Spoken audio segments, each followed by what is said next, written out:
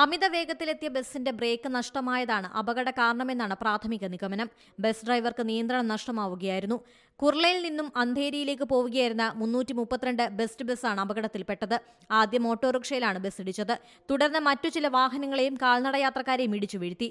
ഒരു police ജീപ്പിനെ bus ഇടിച്ചിട്ടെന്ന് ദൃക്സാക്ഷികൾ പറയുന്നു. ഒടുവിൽ ഒരു വീടിന്റെ ഗേറ്റിലേക്കാണ് ബസ് ഇടിച്ചു കയറിയത്.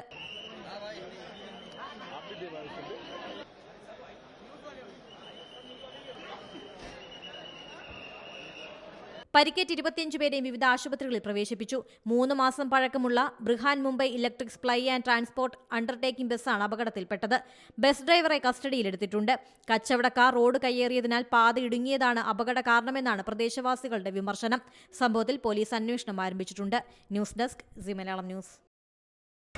പുതിയ വാർത്തകളും വിശേഷങ്ങളും ഇനി വിരൽ തുമ്പിൽ. എല്ലാ ഡിജിറ്റൽ പ്ലാറ്റ്ഫോമുകളിലും ഇപ്പോൾ സീ മലയാളം ന്യൂസ് ലഭ്യം.